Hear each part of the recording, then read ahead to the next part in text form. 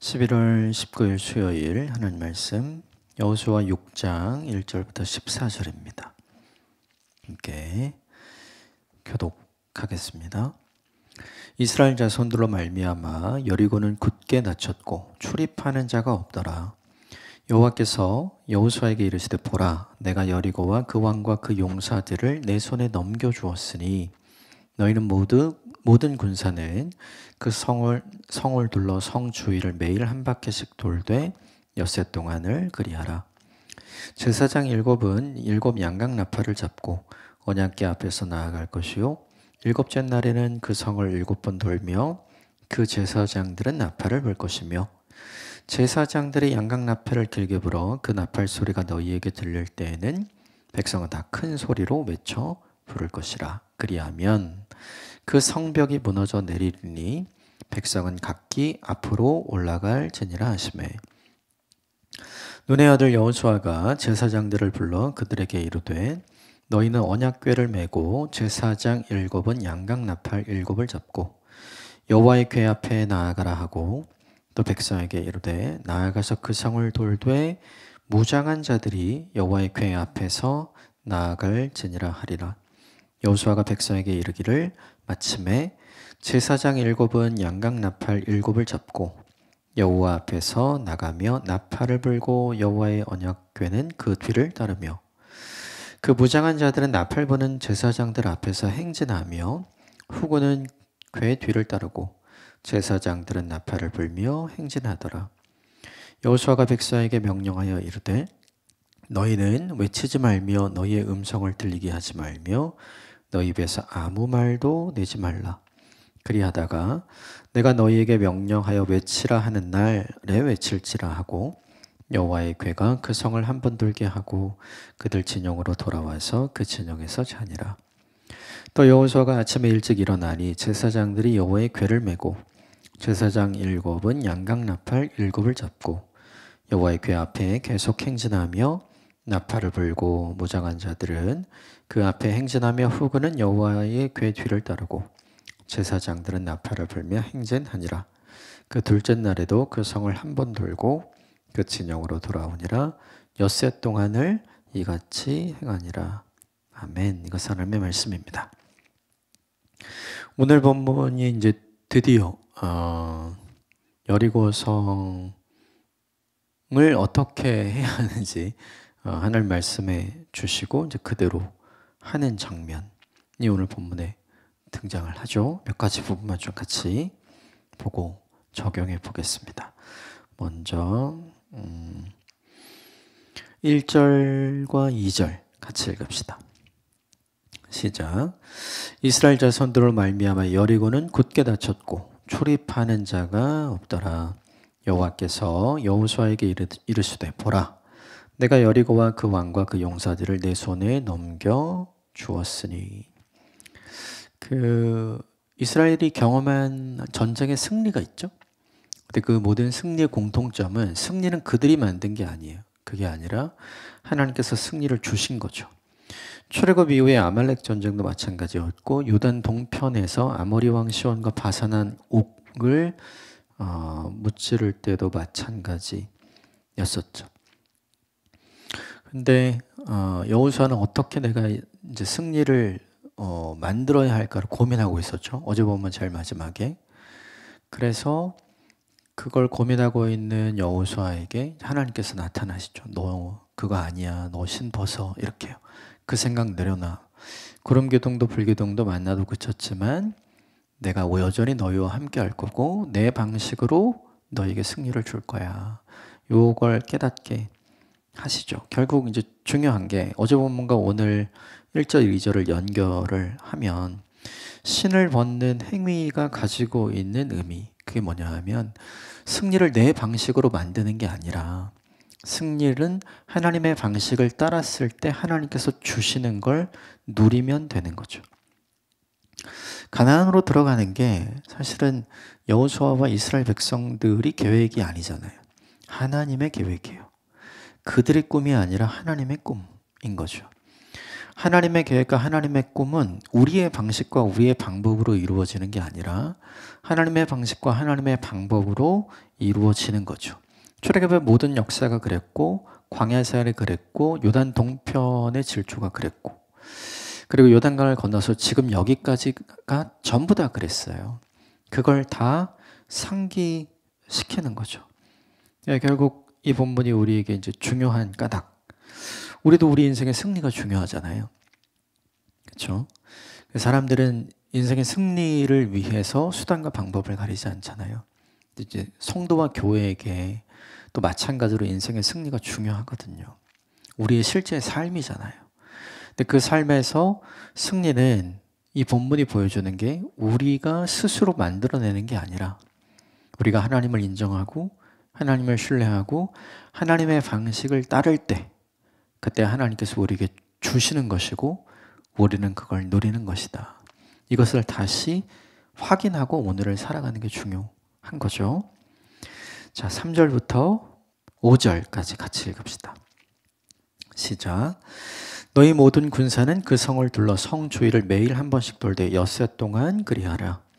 제사장 일곱은 일곱 양각 나팔을 잡고 언약궤 앞에서 나아갈 것이요 일곱째 날에는 그 성을 7번 돌며 그 제사장들은 나팔을 불 것이며 제사장들이 양각 나팔을 길게 불어 그 나팔 소리가 너희에게 들릴 때에는 백성은 다 큰 소리로 외쳐 부를 것이라. 그리하면 그 성벽이 무너져 내리리니 백성은 각기 앞으로 올라갈지니라 하시매. 3절에서 5절까지가 하나님께서 여호수아에게 이야기하신 여리고 성을 점령하는 구체적인 방법이었어요. 매일 한 바퀴씩 돌아라. 7째 날에는 7바퀴 돌아라. 그리고 일제히 함성을 질러라. 쉽죠? 근데 문제는 쉬운데 이건 하면 어려운 거, 하면 안 되는 거고 하기 어려운 거죠. 여리고성 안에 있는 사람들은 완전한 전투 태세를 갖추고 이스라엘 사람들을 보고 있죠. 근데 아무것도 하지 않고 여리고성을 돌면 이거는 너무 쉬운 표적이 되는 거예요. 심지어 이 시기를 살아가던 사람들의 그 전쟁의 불문율은 성벽 가까이서 싸우지 마라. 그게 불문율이었거든요. 근데 지금 오히려 이스라엘 사람들은 뭐예요? 성벽 가까이에서 지금 도는 거죠. 이 본문을 보면 상식적으로 전쟁을 아는 사람 그리고 해본 경험이 있는 사람들은 따르기가 되게 어려워요. 왜냐하면 선제 공격에 무방벽으로 노출이 되는 상황이고 또 반격하기가 어렵습니다. 그 여리고 성은 이제 이중 성벽으로 되어 있고 그리고 무엇보다 성벽이 되게 높았어요. 그러니까 할 수 있는 게 없는 거예요. 그러니까 딱 잘못하면 모두 다 전사할 수 있는 거죠. 근데 이걸 하래요. 근데 이게 익숙해요, 여호수아에게는. 결정적인 순간에 하나님이 하라고 하는 게 실제로 이 일과는 별로 관련이 없어 보이는 일들을 지금까지 계속 해왔잖아요. 여호수아가 이 이야기를 들으면서 우리는 이제 이걸 보면 좀 황당하고 황망할 수 있지만 여호수아는 이걸 들으시면서 이 이야기를 들으면 이 말씀대로 하면 또 하나님은 하나님의 일을 하시겠구나. 그래서 되게 중요한 것 같아요. 뭐냐 하면 하나님 경험이 다층적으로 있는 건 되게 중요한 것 같아요. 네.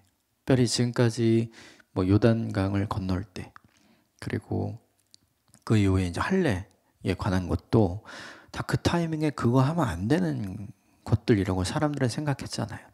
그래서 걱정도 많고 근심도 많고 염려도 많고 그들이 생각하고 염려했던 것들이 다 하나도 현실에서 나타난 건 없었죠.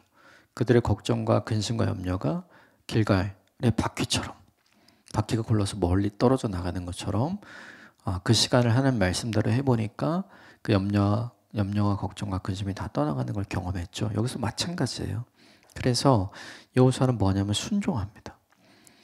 여호수아의 순종의 내용이 6절과 7절만 같이 읽어볼까요? 시작. 눈의 아들 여호수아가 제사장들을 불러 그들에게 이르되 너희는 언약궤를 메고 제사장 7은 양각나팔 7을 잡고 여호와의 궤 앞에 나아가라 하고 또 백성에게 이르되 나아가서 그 성을 돌되 무장한 자들이 여호와의 궤 앞에 나아갈지니라 하라. 하나님 말씀 들은 대로 지금 그대로 하라고 얘기를 하는 거죠. 왜 그대로 하라고 했는가? 말씀드린 것처럼 생각이 없어서 순종하는 게 아니에요. 그게 아니라 믿음이 있어서 순종하는 거죠. 지금까지 경험한 게 있기 때문이에요. 그래서 여기에 대해서 토달지 않고 여기에 대해서 불순종으로 나아가는 게 아니라 여기에 대해서 하나님이 이 말씀에 순종하는 우리를 책임져 주실 것을 신뢰하고 그대로 하는 거죠. 이게 되게 중요해요. 그러니까 결국 순종은 이해돼서 하는 게 아니에요. 우리는 다 이해가 되면 순종할 수 있다 이렇게 생각하잖아요. 순종은 이해돼서 하는 게 아니라 순종은 믿을 수 있어서 하는 거거든요. 하나님이 우리에게 요구하시고 원하시는 순종이라는 게 이해돼서 하는 순종이 아니라 믿기 때문에 하는 순종이잖아요. 믿기 때문에 하는 순종은 이해가 되지 않아도 하는 순종이에요. 누구든지 이 본문에 나오는 이 내용은 사실은 이걸 하면 할수록 위험해지니까 이거 되게 바보 같은 명령 아니야? 이렇게 생각할 수 있죠. 근데 여호수아는 그렇게 생각하지 않고 지금까지 그가 경험했던 하나님을 신뢰하고 그리고 이 일에 대해서도 믿음을 가지고 순종하는 거죠. 순종할 때 여호수아가 하라고 한 게 있습니다. 이게 중요한데 본문 10절, 11절 같이 읽읍시다. 시작. 여호수아가 백성에게 명령하여 이르되 너희는 외치지 말며 너희의 음성을 들리게 하지 말며 너희 입에서 아무 말도 내지 말라. 그리하다가 내가 너희에게 명령하여 외치라 하는 날에 외칠지니라 하고 여호와의 궤가 그 성을 한 번 돌게 하고 그들의 진영으로 돌아와서 진영에서 자니라. 사람들에게 여호수아가 요구한 건 딱 하나예요. 그건 뭐냐 하면 아무 말도 하지 마라.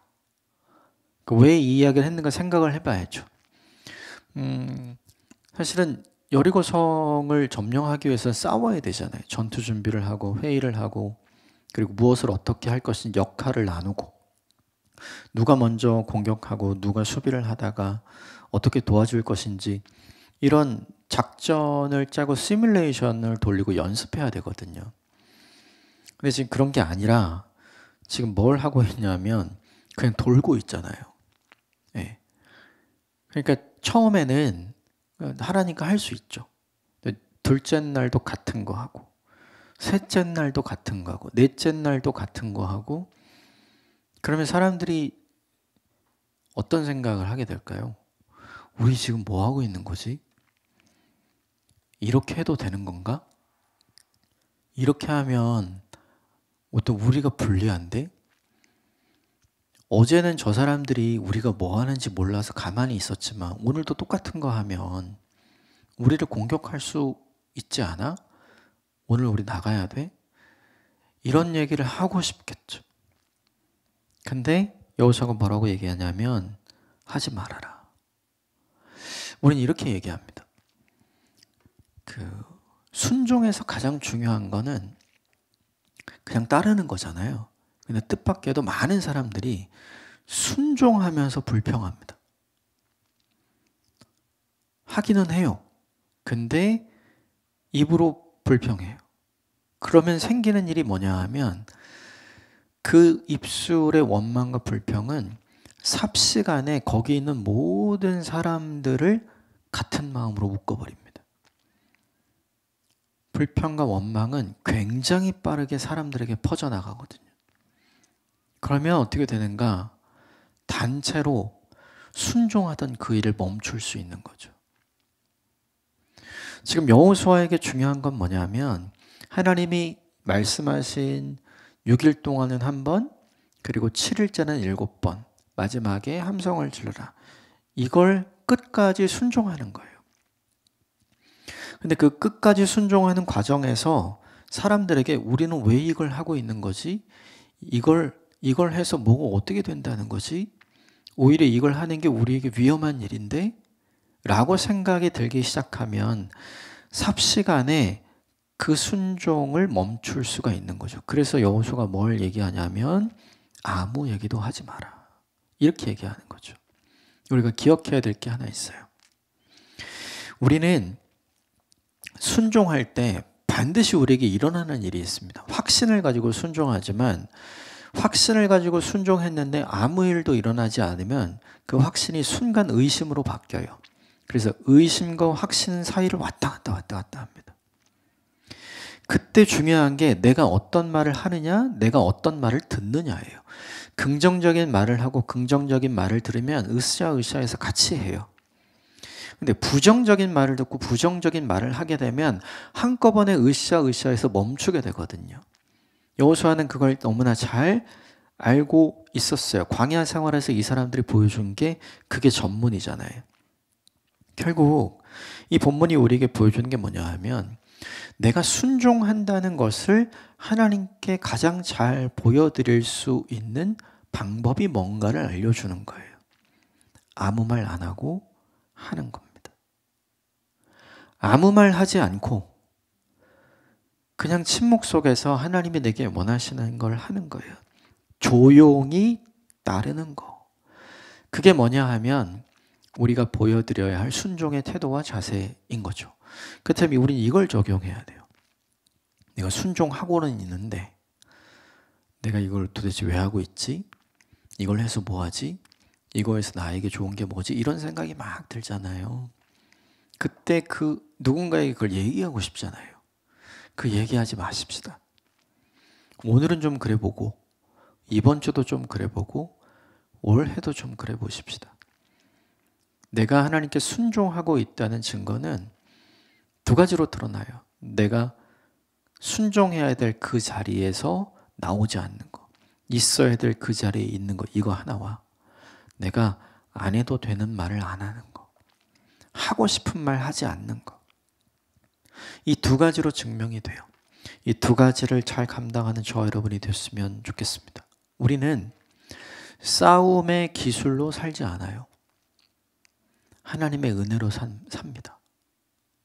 하나님의 은혜를 누릴 수 있는 방법은 조용히 있어야 할 자리에 있으면 누리게 되는 거죠. 저 여러분이 이것을 누리면 좋겠어요. 그 이후에 첫째 날도 그렇게 하고 둘째 날도 그렇게 했죠. 이 본문을 전체로 보면서 행진의 모형을 좀 생각을 해보면 여기도 마찬가지로 나팔을 불고 언약궤를 따라가는 이게 이제 제일 앞서 있는 거죠. 그 요단을 건널 때도 마찬가지였지만 우리의 삶이 하나님 뒤라는 걸 인식하는 거, 이게 되게 중요한 것 같아요. 그러니까 내 앞에 하나님이 계시다. 이거를 인식하는 게 너무 중요하죠. 그래서 주님보다 앞서지 않고 그리고 주님의 속도를 따라가고 주님의 방향을 따라가면 결과는 누가 책임지는 거예요? 하나님이 책임져 주신다. 이게 이제 내일 본문 이후로 등장을 하는 거죠. 이것도 마지막으로 우리에게 좀 적용하면 좋겠습니다. 오늘도 하나님이 주신 은혜로 하나님이 주신 용기로 그리고 무엇보다 하나님께 드려야 할 마땅한 순종으로 살아가는 하루가 되시길 바랍니다. 함께 기도하겠습니다.